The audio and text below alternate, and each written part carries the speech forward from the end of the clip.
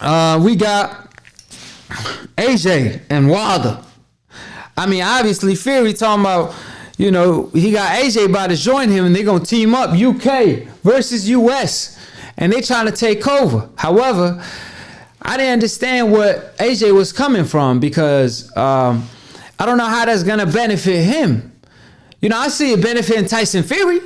Don't get me wrong. That's why he plays the nice guy role, because he's looking at it like, yo, I mean, I'm going to get AJ sparring with me, preparing for Wilder. You know how hard it is to find somebody that tall and that good, and that's going to do what Wilder does. You know, it's hard. So AJ, the closest one.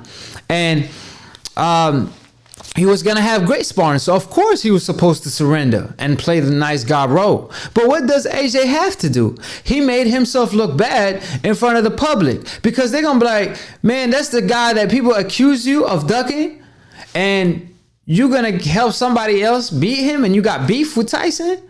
That's why it looked bad. Like, by AJ stating that, he kind of made himself look bad. So, obviously, he retracted. He's like, nah, what I meant is, like, you know, I was trying to study him. But, like, nah, you was about to fight this guy to fight. And you said you want Tyson Fury to win because at the end of the day, if Tyson Fury win, that fight is easier to make. So, if that fight is easier to make, and that's why you want him to win, why you want to spar him and then end up, you know, him studying you or you studying him? Why would you even take that risk? I don't know if they sparred in the past. They talked to each other on gloves are off at one point. But why would you give your opponent the chance to spar you and see what you got? I don't get that. So obviously that's why it looked bad, and that's why he stated he just want to spar him and get better. But it's like, nah, you know, you basically, what if he get better? Like, sometimes you don't understand, like, fighters make adjustments. What if he don't really spar you? What if he just messing with you and just trying to see what you got, get you to do your best, and while he just moving around just studying you, and then fight night that benefit him because he made the adjustment and you ain't got no adjustments to make because you don't know how he really fights. So like I said, that wasn't a smart idea, and he made himself look bad in the public. Obviously he retracted quick, and then Tyson Fury got back to that mode again where he started saying AJ this and that, called him all type of names, saying that he don't want to smoke. And he said he just wanted to knock him out. You know, like I said, he looks bad on both of the side of the equation. So I don't understand why AJ stated that. I understand he moved very calculated. You know, he calculated with what he say. But sometimes it's only so much you could say before you run into your own words contradicting themselves. You know what I mean? Because like I said, you know, and it's not me. This is what AJ says. You know, he says at one point, like, hey, you know, I don't want to fight Wilder after Ruiz. I want to tune up, this and that. And then as soon as he finished that Wilder fight, all he's been talking about is the Wilder fight. But he's not fighting Wilder, obviously. He's fighting his number one mandatory, Usyk. On the other hand, he states that, you know, before the fight, before he fought Ruiz the second time, he said he want Wilder next, and obviously that's not gonna happen. That's why people feel like, hey, come on now, we don't want no cap, we want a fact. Like, we want to see real effort, because you know, even when Floyd Mayweather negotiated with Pacquiao, they were actually negotiating. There was just drug issues going on. I don't think that's the problem.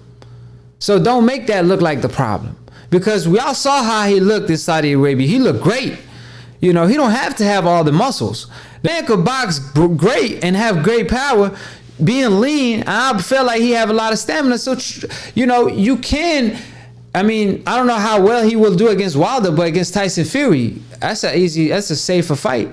But Wilder, if you on your A's and P's and Q's all night, you got a chance against him.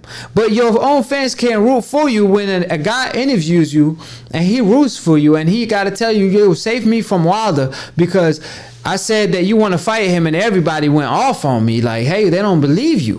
Why? And y'all know the reasons why. So at the end of the day, that's the biggest fight that could be in boxing. Could bring heavyweight back again, because even the winner, as he continues being undisputed, is unheard of today.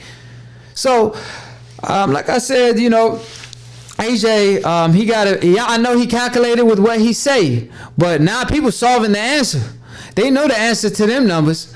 So he got to be more calculated and have a harder equation if you're going to try to say the right thing till the right time, till he feel like the right time to fight Wilder, which pretty much he said years ago. He said in 2017 he's waiting on Deontay Wilder, you know, like Wilder's ready, I'm not, basically, you know, this fight gonna happen in 2021, like, and that's what it's looking like. But at least I hope that happens in 2021. I just don't want it to never ever happen, you know what I mean? But like, people want to see it today. Like, you just saw AJ lost to Ruiz. Nothing is guaranteed at the end of the day.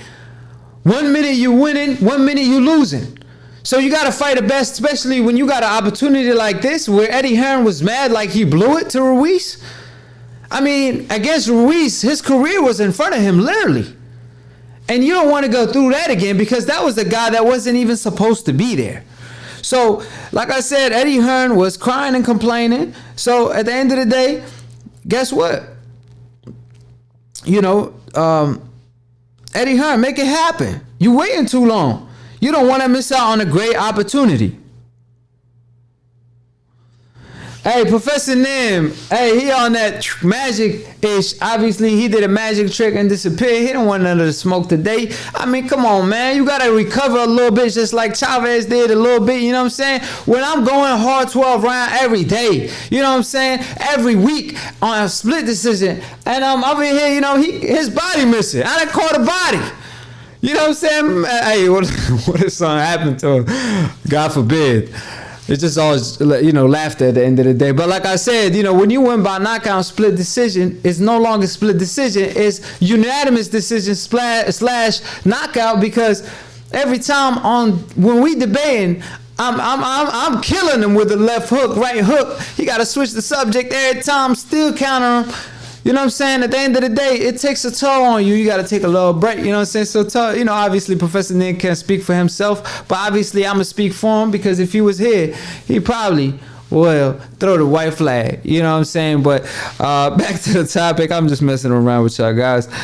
Tune in. Professor Nim will be here next week. Obviously, we had technical difficulties. Obviously, I had an interview on through live for y'all, exclusively on AkHi TV, so y'all know y'all can't miss our content. Subscribe and click on that notification bell to get notified every time we post to go live. So call in. I left the number. All these Canelo fans, man, where y'all at though? Like, when Charlo knocked y'all, Tony, everybody was repping him like he still did great, man. Call in. Don't be shy. We just talking boxing. I ain't gonna hurt you. You know what I'm saying? I'm just gonna educate you. I ain't gonna hurt you, brother. AkHi, I'm just gonna educate you a little bit.